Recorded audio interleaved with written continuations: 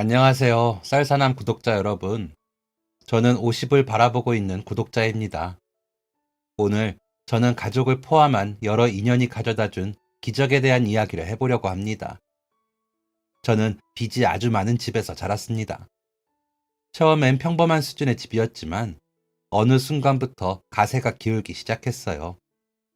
아버지가 쓰러지시면서 집에 큰 빚이 생겼고 한 번도 일을 해본 적 없던 평범한 전업주부였던 어머니는 갑작스럽게 생활 전선에 뛰어들어 아버지의 병간호와 병원비, 그리고 저와 제 동생의 양육비를 책임져야 하셨습니다. 빚이 크든 작든 병 걸린 남편을 돌보면서 남자아이 둘의 생활비를 감당하면서 빚을 갚기는 거의 불가능에 가까웠습니다. 분명히 빚을 갚는 것 같은데 마치 밑 빠진 독에 물 붓기처럼 저희 집의 형편은 점점 나빠졌습니다. 차라리 유지만이라도 됐으면 좋았을 텐데 계속 안 좋아졌어요. 가족의 유일한 재산이라고 볼 수 있는 오래된 구축 빌라는 판지 오래였고 거실 하나, 작은 방 하나짜리의 집을 찾아 거기서 지내고 있었습니다. 당시 제 나이가 12살이었는데 아직 세상을 잘 몰랐던 나이였기 때문에 저는 저희 집안의 상황이 나아질 거라는 막연한 생각을 가지고 있었습니다. 아버지가 편찮으신 거? 그래, 괜찮아. 어머니 혼자 나가서 일하시는 거?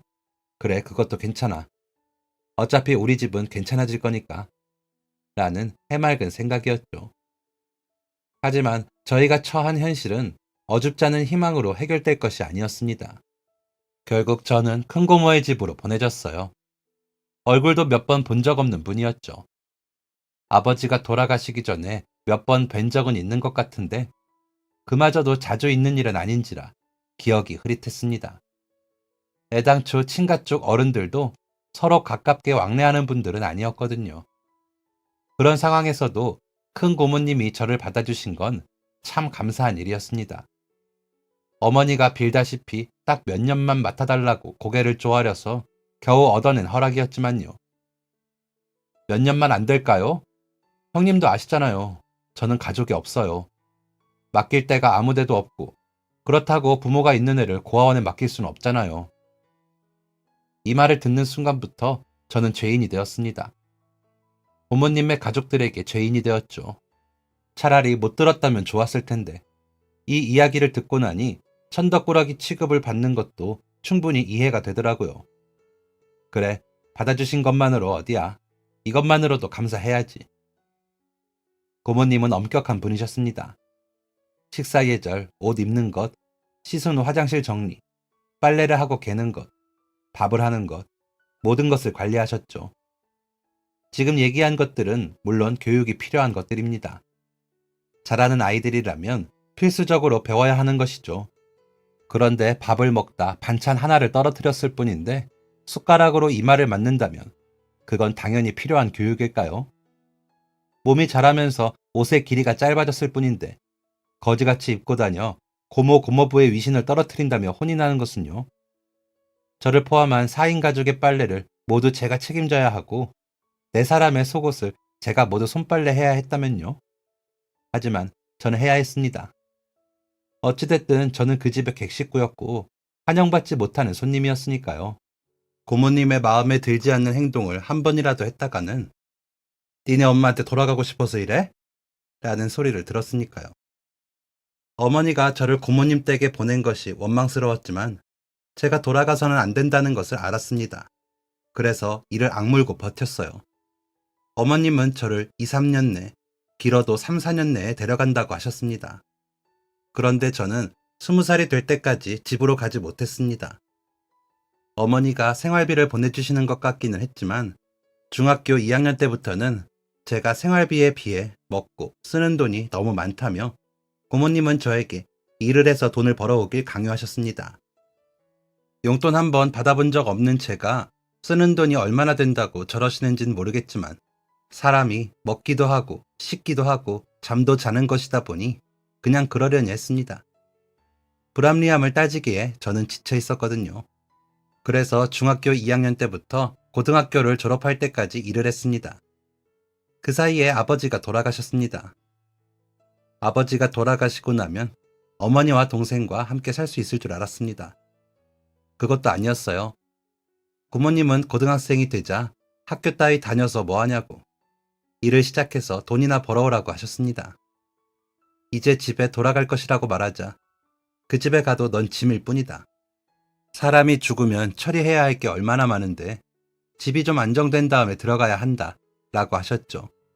그때는 그냥 그런 줄 알았지만 지금 와서 보면 제가 집으로 들어가면 저에게서 나오는 그 적은 금액의 돈이 사라질 테니 못 나가게 하셨던 것 같아요. 그러면서 계속해서 고등학교에 가지 못하게 했지만 저는 어떻게든 고등학교는 졸업했습니다. 그렇게 성인이 되었고 고모 집도 어머니의 집도 아닌 곳에 집을 구해 일을 시작했습니다. 그런데 성인이 되어 돈을 더 많이 벌게 되니 고모님이 노골적으로 큰 돈을 요구하시더라고요. 넌 그동안 키워준 은혜도 모르냐? 내가 몇 년 동안 너를 끼고 살았는데. 어머니도 마찬가지였습니다. 민철아, 정말 미안한데 돈 좀 보내줄 수 있겠니? 2주 전에도 보내드렸잖아요. 제 월급의 3분의 2 보내드리고 있는 거예요, 지금. 그래도 지금 당장 돈이 좀 필요해서 월급 나오려면 멀었어요. 모아둔 돈도 없고. 그럼 너가 일을 더 하면 되잖니. 어머니의 말은 일을 마치면 또 다른 일을 하라는 것이었습니다. 하루에 5시간 자며 일하는 저에게 말이죠. 어머니의 사정이 이해가 안 되는 것은 아니었지만 너무나 힘들었습니다. 그리고 제가 딱 한 번 어머니에게 고모님의 집에서 얼마나 힘들었는지를 말씀드린 적이 있습니다. 저는 어머니가 그동안 고생했다, 미안하다 라고 말씀하실 줄 알았어요. 그런데 어머니의 반응은 그런 것이 아니었습니다. 그래도 어떡하니? 엄마도 많이 고생했어. 그동안 아등바등 살아온 모든 것들이 무의미해지는 순간이었습니다. 마음이 무너져 내린 저는 군입대를 선택했어요. 따로 나와 살고 있던 집도 정리하고 아무에게도 말하지 않고 군대에 입대했죠. 소식을 듣고 찾아온 어머니의 면회도 거절했습니다. 편지는 뜯어보지도 않았어요. 그렇게 제대를 하게 되었고 제대를 하니 동생이 입대를 한다고 하더라고요. 동생과도 그렇다 할 형제 애가 없었기 때문에 별 관심이 없었습니다. 이제 자신이 군대를 가니 형이 어머니를 모시라는 말에 그런다고 했습니다. 그래도 낳아주신 분이니까요. 그렇게 동생이 제대할 때가 되었고 저는 곧장 다른 지역으로 일자리를 구했습니다.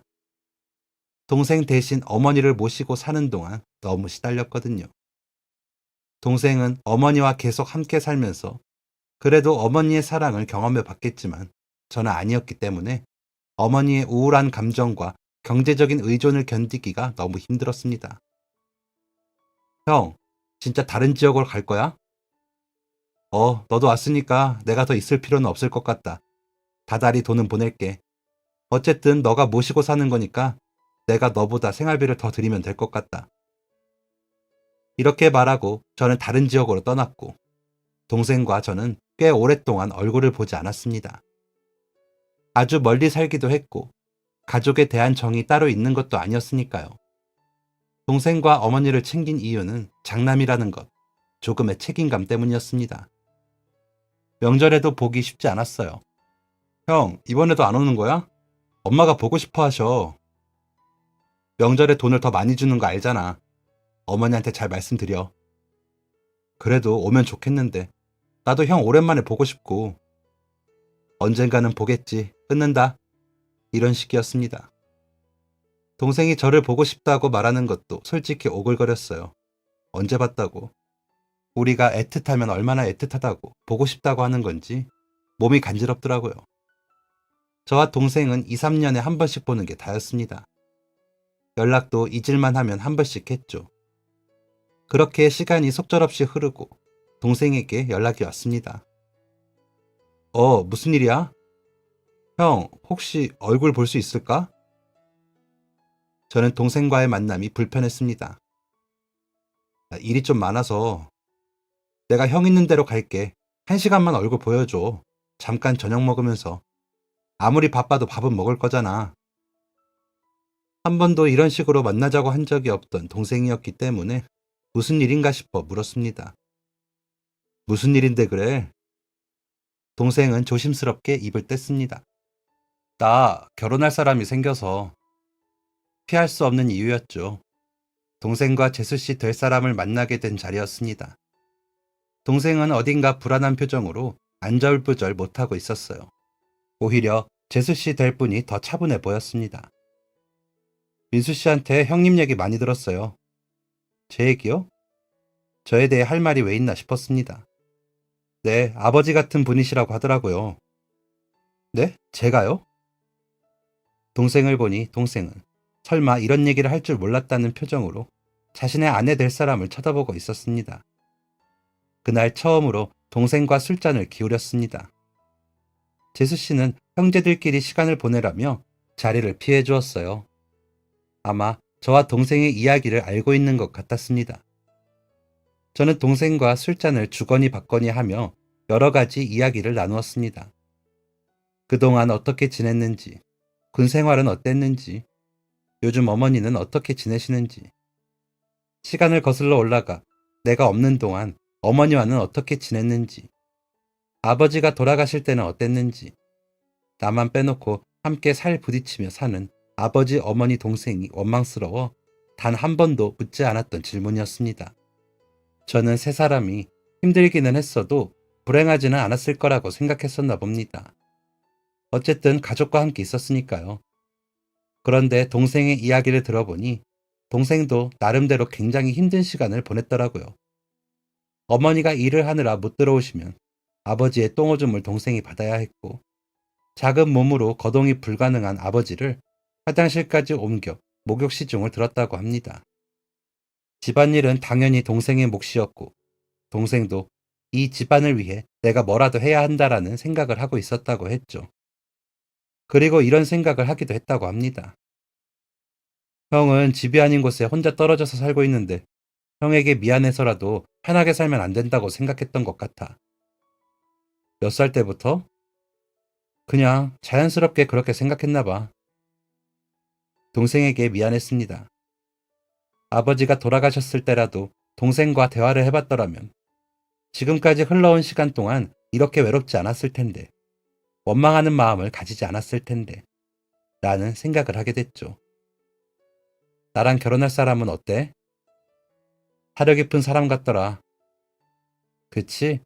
나보다 2살이나 어린데 훨씬 어른 같아. 그리고 사랑받고 자란 사람이야.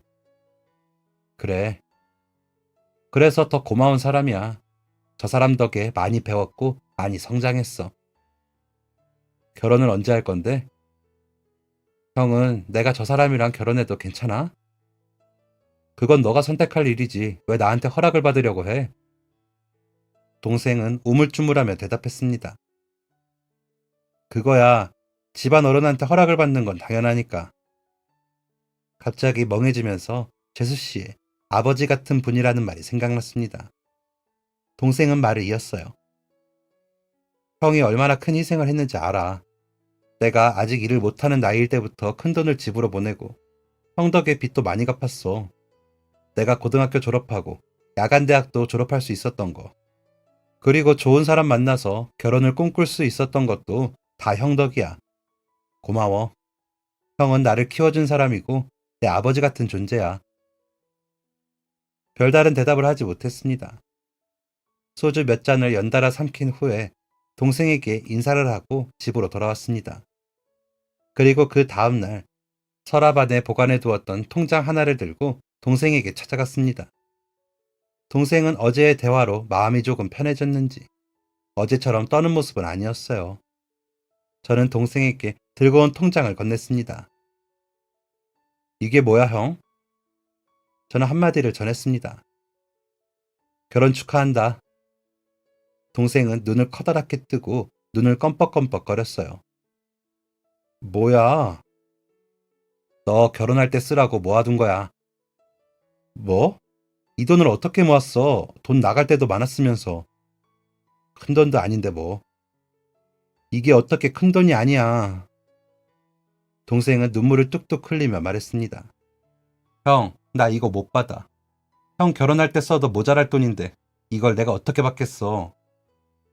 저는 이렇게 말했습니다.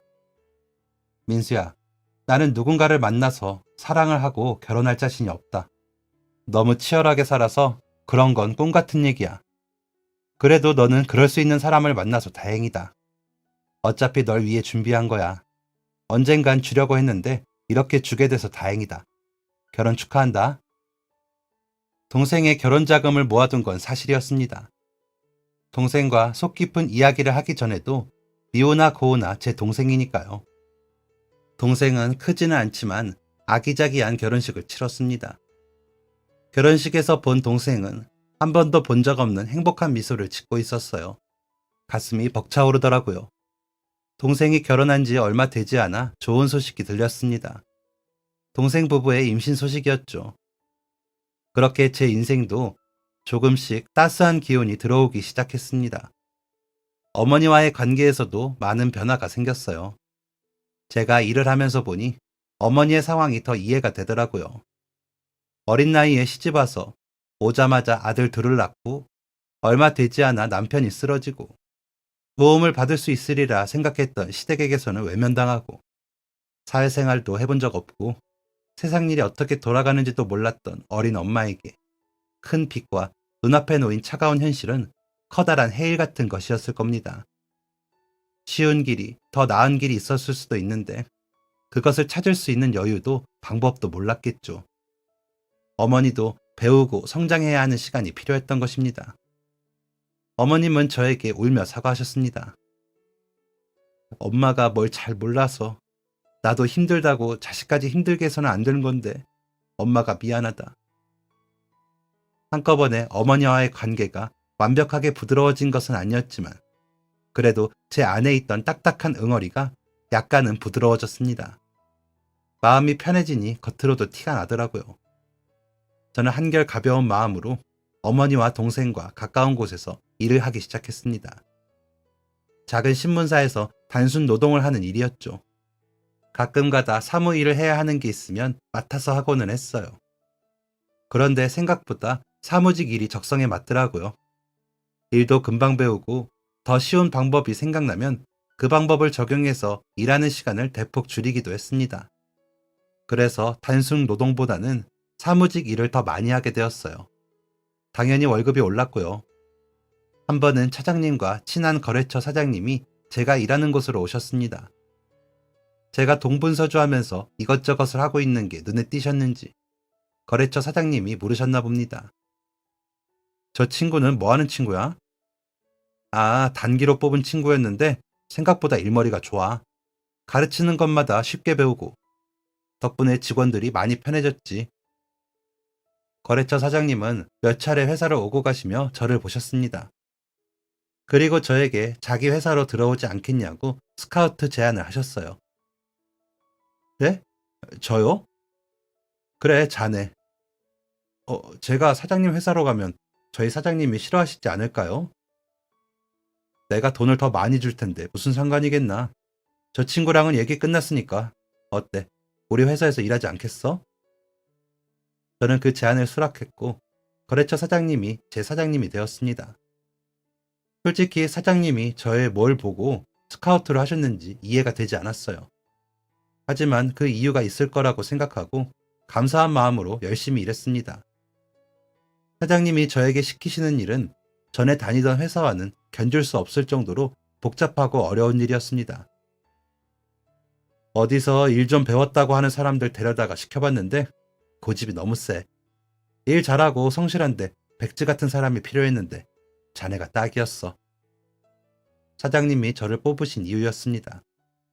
사장님이 맡기신 일이 어렵고 가끔은 부담스럽기까지 했지만 열심히 했습니다. 가끔은 새벽까지 일을 하며 일에 적응하기 위해 노력했죠. 그렇게 3개월이 지나니 일이 눈에 들어오기 시작하더라고요. 그렇게 되니 일이 풀리고 일이 여유로워지니 주변 직원들과의 관계도 쌓을 수 있게 되었습니다. 회사는 제 생각보다 더 좋은 회사였어요. 회계 같은 것도 굉장히 깔끔하고 촘촘하게 관리되고 있었고 체계적이었습니다. 그리고 사장님도 제 생각보다 훨씬 좋은 분이셨어요. 직원들의 대소사를 모두 챙기시고 직접 챙기지 못하시면 다른 사람을 통해서라도 챙기셨습니다. 사장님이 허세 부리시는 걸 한 번도 못 봤어요. 거래처 가서도 그렇고 허풍 떠시는 것도 못 봤고요. 아, 민철 씨는 모르겠구나. 우리 사장님 공무원 출신이세요. 네? 공무원들 못 믿는다. 공무원 하면 비리다. 하는 말도 있지만 청렴하게 일하는 공무원들도 있을 거 아니에요. 저희 사장님이 딱 그런 분이었대요. 솔직히 본 사람은 없는데 지금 하시는 것만 봐도 알잖아요.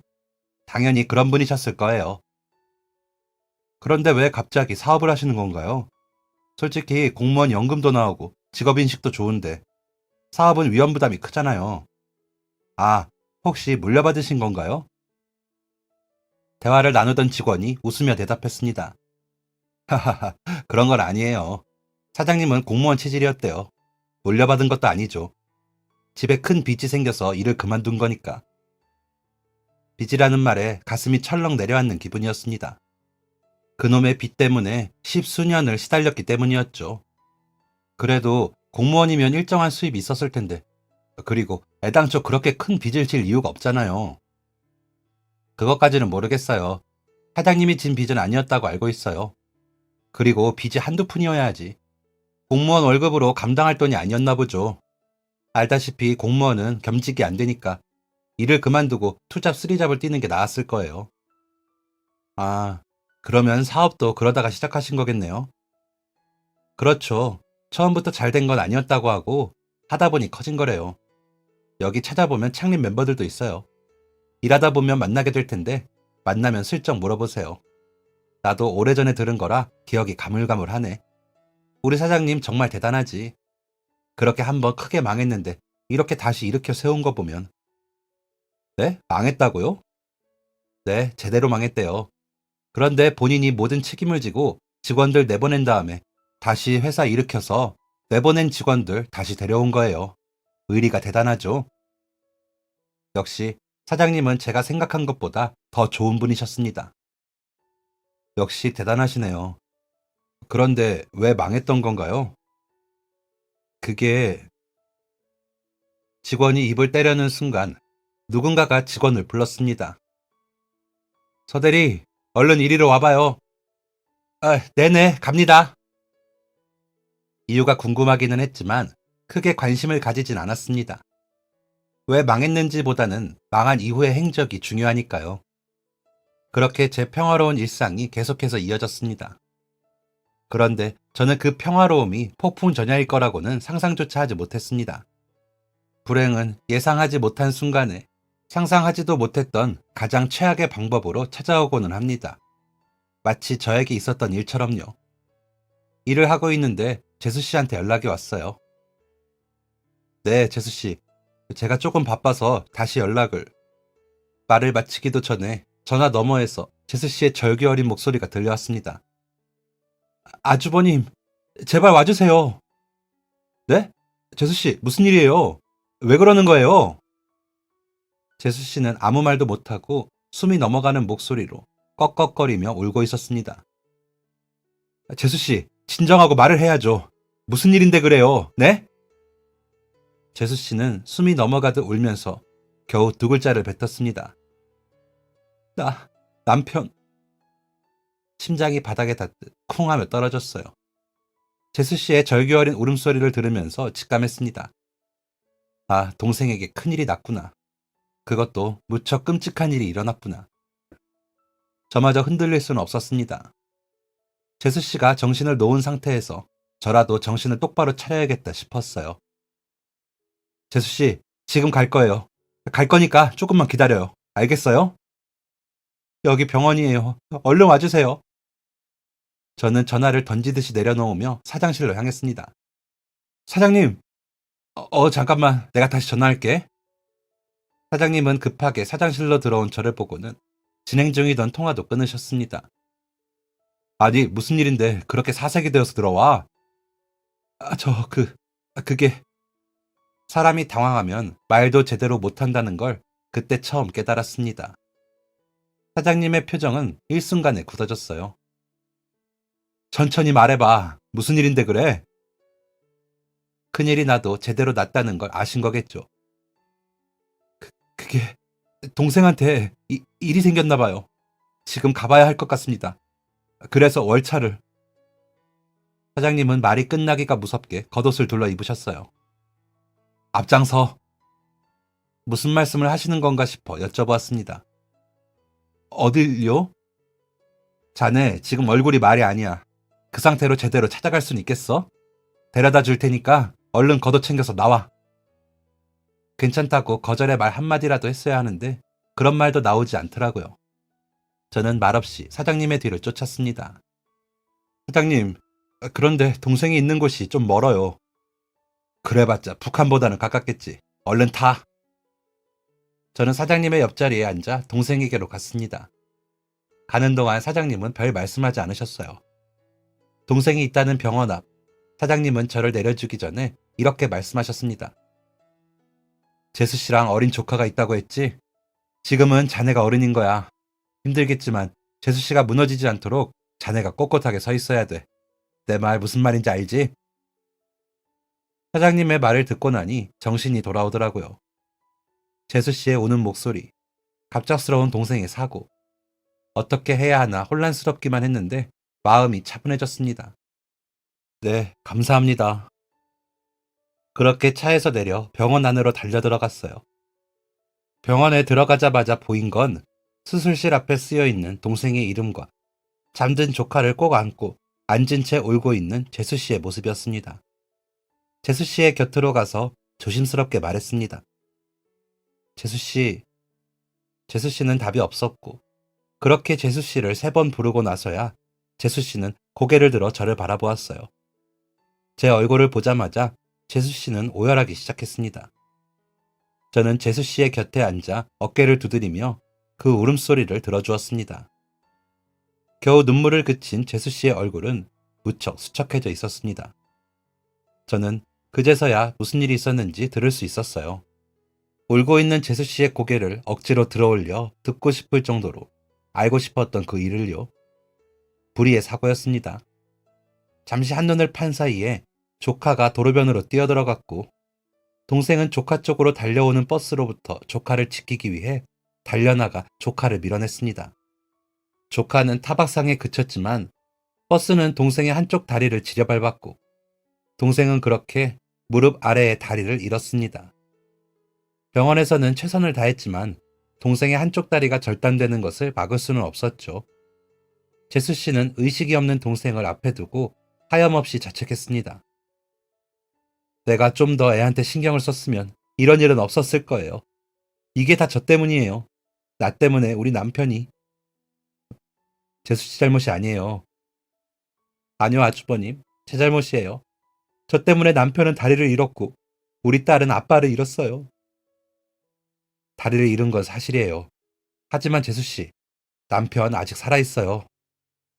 의식이 없잖아요. 저러다 안 깨어나면요. 그러면 저는 어떡해요? 재수 씨는 하루에도 수십 번씩 스스로를 자책하며 괴로워했습니다. 정말 오랜만에 함께하는 시간이었어요. 남편이 어렵게 월차를 내서 딱 하루 쉬는 날이었다고요. 제가 아이 데리고 놀러 가자고 조르지만 않았어도 라며 후회하기도 했죠. 식사를 하다가도 저 사람이 깨어났을 때 자기 다리가 절단되었다는 걸 알면 어떤 반응일까요? 라고 말하며 두려워했어요. 저 때문에 다리를 잃었다고 저를 증오하게 되면 어떡하죠? 저는 끊임없이 자책하고 괴로워하는 재수 씨를 위로하고 싶었고 그 마음에 공감해주고 싶었지만 더 이상은 그럴 수 없었습니다. 너무나 위태해 보이는 재수 씨를 위해서 해야 하는 말이 있었어요. 사장님의 말씀처럼 꼿꼿이 서서 해야 하는 말이었죠. 재수 씨, 저기 누워있는 사람은 재수 씨 남편이기도 하지만 제 하나뿐인 동생입니다. 아직은 말씀드리지 못했지만 어머니의 둘째 아들이기도 하고요. 그리고 무엇보다 수연이의 아빠예요. 재수 씨는 왜 이런 이야기를 하는지 의아한 모습이었습니다. 누구도 재수 씨 탓을 하지 않아요. 재수 씨의 슬픔을 덜어주려고 하겠죠. 그리고 재수 씨한테는 수연이가 있잖아요. 수연이에게는 엄마도 아빠도 필요해요. 수연이에게서 엄마를 뺏어가지 마세요. 재수 씨는 이 말을 끝으로 눈물을 쏟으며 통곡했지만 그 이후로는 재수 씨의 눈물을 보지 못했습니다. 몰래 숨어 눈물을 훔칠지언정 자신의 딸, 수연이 앞에서는 결코 눈물을 보이지 않았어요. 재수 씨의 그런 노력을 동생이 알았는지 동생은 기적적으로 의식을 찾았습니다. 저는 동생이 깨어났다는 소식을 듣고 동생의 재활을 곁에서 돕고자 짧은 휴가를 내기로 결정했습니다. 어머니에게 동생의 사고 소식을 전해야 하기도 했고요. 다시 사장실을 찾았습니다. 저 사장님, 휴가를 좀 쓰고 싶습니다. 얼마나? 쓸 수 있는 만큼이요. 저를 동생이 있는 병원 앞에 내려준 이후 사장님은 단 한 번도 어떻게 된 영문인지 묻지 않으셨습니다. 사장님은 휴가를 요청했던 그날에 처음으로 자초지종을 물으셨습니다. 저는 동생에게 있었던 일을 말씀드렸어요. 그러면서 자연스럽게 저희 형제들의 이야기까지 하게 되었습니다. 편찮으셨던 아버지, 홀로 생계를 책임지셔야 했던 어머니, 친척집에서 자라며 구박대기 취급을 받았던 어린 날, 아버지 똥 오줌을 받아내야 했던 어린 동생의 이야기까지. 그게 뭐 자랑이라고 미주알 고주알 모든 이야기를 털어놓았습니다. 누군가에게 저의 이야기를 자세하게 털어놓은 것은 그때가 처음이었어요. 저는 사장님이 제 말에 어떤 반응이라도 하실 줄 알았습니다. 그런데 사장님은 안타까워한다거나 놀라워하는 둥 그 어떤 반응도 보이지 않으셨습니다. 그런데 이런 말은 하셨어요. 동생 재활 시작했다고? 네. 재활하는 데는 얼마나 걸리지? 사람마다 다르다고 합니다. 본인의 의지가 중요한 건 당연한 거고 사람마다 회복하는 속도가 다르다고 하네요. 그래. 동생 상태는 어떤가? 많이 충격받았습니다. 처음에는 말도 못하고 일상생활이 불가능했는데 이제는 재활 의지도 생겼어요. 자네 조카 때문이겠지? 네. 사장님은 저를 뚫어지게 쳐다보며 말씀하셨습니다. 좋은 형을 뒀네. 저는 사장님의 말을 가만히 듣고만 있었습니다. 그런데 그때 사장님의 입에서 재활 마치면 동생을 회사로 데려와 라는 말이 나왔습니다. 네? 취업시켜 줄 테니 동생 데려오게. 정말 감사한 말씀이었지만 당시엔 그 말이 정확히 이해가 안 됐습니다. 지금 이게 무슨 말씀이신지. 말 그대로 사고 난 자네 동생이 일상생활이 가능한 수준이 되면 우리 회사에서 일하게 해주겠다는 뜻일세. 아니, 왜 제 동생에게 그런 걸. 왜, 싫은가? 아니요, 싫을 리가요. 그냥 이렇게 편의를 봐주셔도 될지. 사장님은 마지막으로 이렇게 말씀하셨습니다. 나는 내 회사에 있는 사람들을 부속품처럼 굴릴 생각 없다네. 자네는 내가 직접 뽑아서 데려온 사람이야. 내 선택에 책임을 져야지. 사장님의 제안은 너무나 감사한 일이었지만 사실 그 말을 온전히 신뢰하기는 어려웠습니다. 아무래도 쉬운 일이 아니니까요. 무엇보다 제가 이런 호의를 누려도 될 정도로 사장님의 신임을 받고 있지도 않았습니다. 그래서인지 사장님의 제안을 잊어버리고 있었어요. 저는 사장님이 주신 휴가 기간 동안 어머니에게 사고 사실을 알렸습니다. 어머니는 혼절하셨고 며칠간의 회복을 거친 후에야 동생의 사고 사실을 받아들이실 수 있었습니다. 재수 씨는 동생의 간병을 위해 일을 그만둔 상태였기 때문에 저는 재수 씨에게 많지는 않지만 그래도 쪼들리지는 않을 만큼의 생활비를 전해주었습니다. 아주버님, 계속 이러지 않으셔도 괜찮아요. 저희도 모은 돈 있고 결혼할 때도 큰 도움 받았는데 이렇게 또 도움만 받을 수는 없어요. 제가 말했죠. 재수 씨 남편이기도 하지만 제 하나뿐인 동생이기도 하다고. 이건 돕는 게 아니라 형으로서 당연히 해야 하는 일을 하는 거예요. 재수 씨가 동생을 간병하는 동안 어머니 손에 맡겨져 있는 어린 조카를 찾아가는 것도 잊지 않았습니다. 조카는 저를 볼 때마다 반갑게 맞이해 주었습니다. 간혹가다 큰아빠, 우리 아빠는 왜 집으로 안 오는 거예요? 아빠가 안 와서 내가 가면 제대로 안아주지도 않아요. 큰아빠가 혼내주세요. 라고 묻고는 했죠. 재수 씨와 동생은 어린 딸에게 차마 무릎 아래로 휑하게 비어버린 다리를 보여주고 싶지 않았을 것입니다. 저는 동생의 빈자리를 최대한 메꿀 수 있도록 조카를 찾았습니다. 그렇게 사장님의 배려로 가능했던 10일간의 휴가가 끝이 났고 저는 일상생활과 동생의 재활, 조카 돌봄을 함께하고 있었습니다. 그렇게 시간이 조금씩 흘러 동생이 퇴원을 할 수 있는 날이 되었어요. 물론 아직 무리하면 안 되는 단계이긴 해요. 하지만 일상생활 하면서 계속 재활하면 괜찮다고 하네요. 그래요, 재수씨. 그것만으로도 만족해요, 우리. 감사해요, 아주버님. 이게 다 아주버님 덕분이에요. 아주버님이 안 계셨다면 저 정말 다 포기해버렸을지도 몰라요.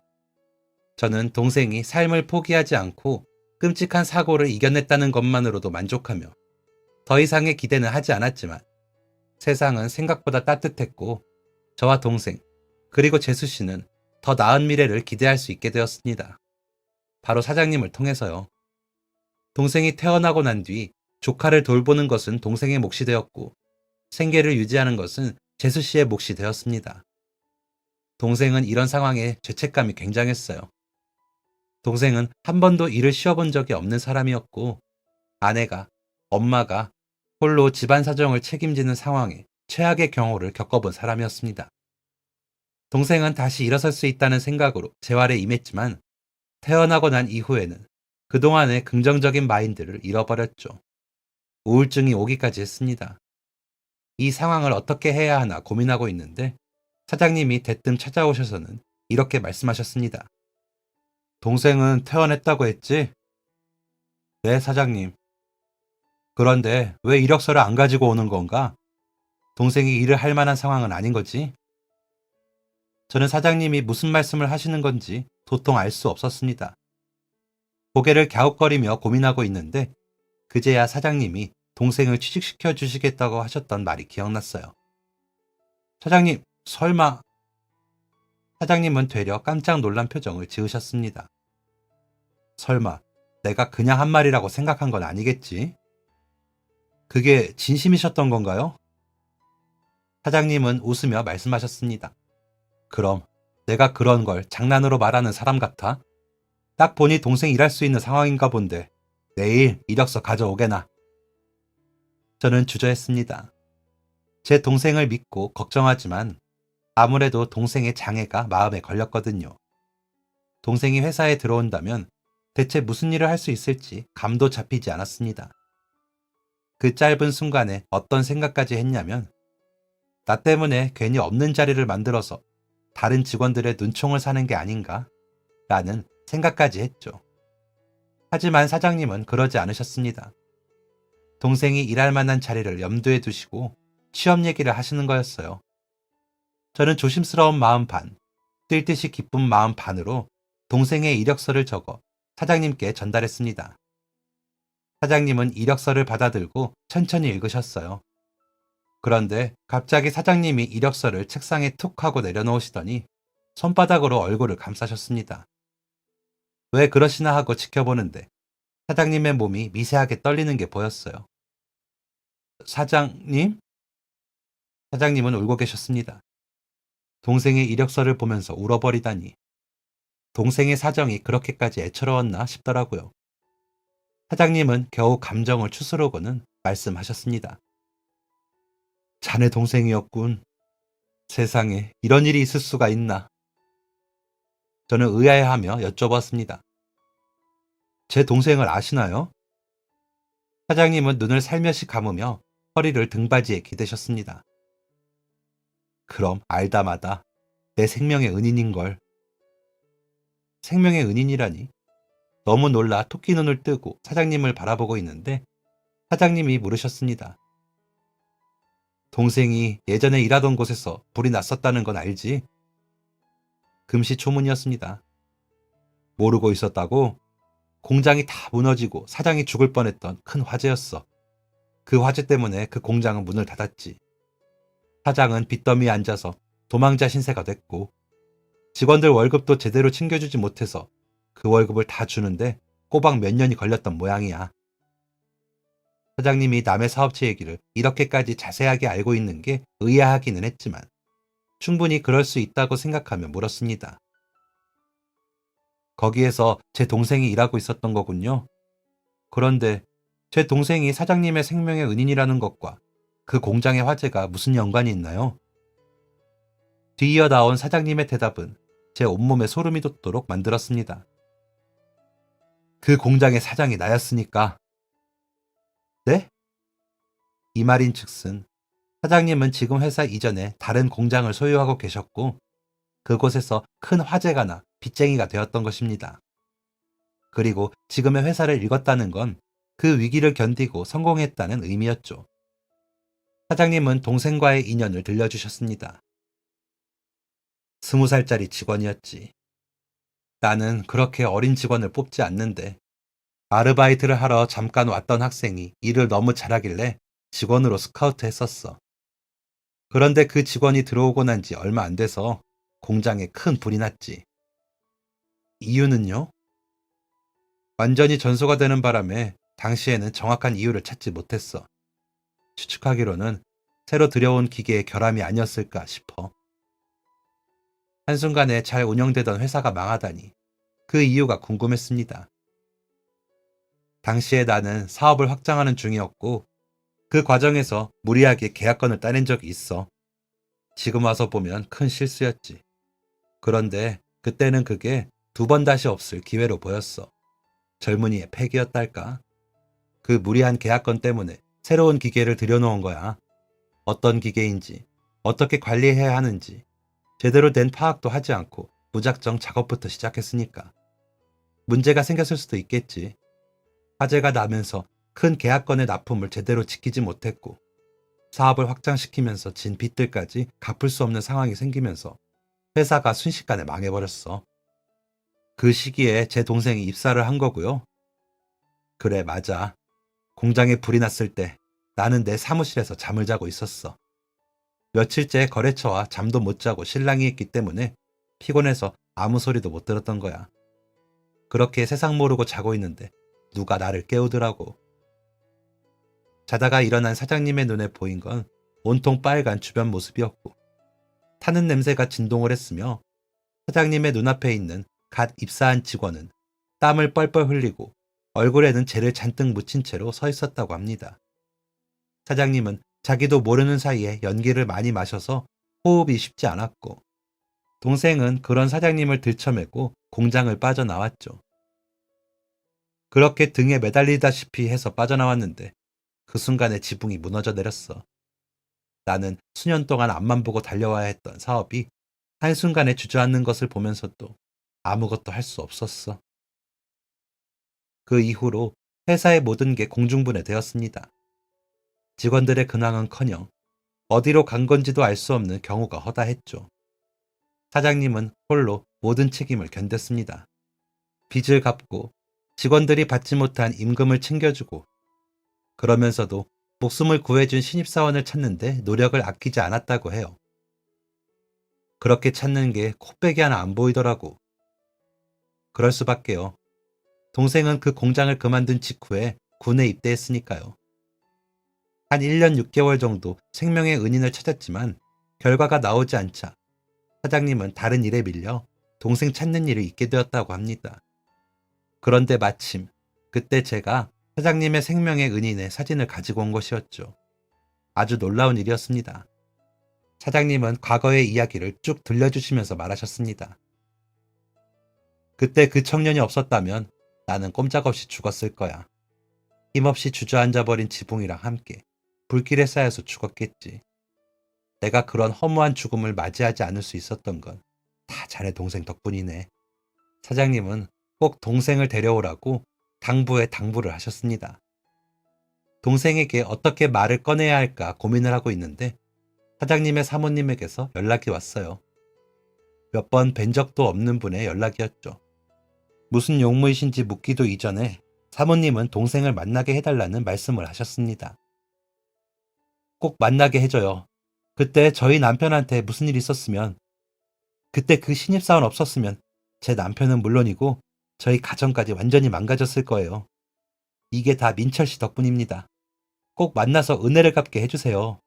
저와 남편, 제 아이들 모두에게 그런 기회를 주세요. 그 사장님이 지금 형 회사 사장님이셔? 회사를 옮기셨나 보다. 그 많은 빚을 갖고 지금 그렇게 큰 회사를 만드신 거 보면 사장님은 정말 대단한 분이셔. 동생은 회사에 들어오기로 결정했습니다. 다리가 한쪽이 없다 보니 몸을 쓰는 일은 당연히 어려웠겠지만 동생은 의외로 사무직에 재능이 있었습니다. 나중에는 제가 따라가지 못할 정도로 빠르고 정확한 업무를 하더라고요. 저는 회사에서 일하고 있는 동생을 볼 때면 이렇게 생각하곤 합니다. 불의의 사고로 다리를 잃은 동생을 구원한 존재는 아내도 형도 어머니도 아닌 과거의 동생이었다라고요. 동생이 저와 함께 일하면서 당연히 집을 이사하게 되었고 어머니도 함께 이사를 하게 되어 저와 동생 부부, 어머니는 어린 시절 이후로 가장 가깝게 살게 되었습니다. 이전에는 허울뿐인 가족이었다면 이제는 진짜 가족이라는 생각이 들어요. 사장님은 여전히 제 동생을 은인 대하듯 해주십니다. 다른 직원들이 있을 때는 아니지만 둘만 있을 때는 정말 깍듯하게 인사를 해주세요. 사장님의 성공 비결은 그런 겸손함에 있겠죠. 저는 사장님을 존경합니다. 그런 역경을 이겨냈지만 다시 일어나고 오래된 인연을 잊지 않고 기억하고 있었다는 것이 가장 큰 이유죠. 그리고 저는 동생을 존경합니다. 저에게 먼저 손을 내밀어 준 것도 동생이었고 동생은 삶의 의지가 대단했으며 아내와 딸을 보면 삶의 원동력이 생기는 멋진 아버지이자 남편입니다.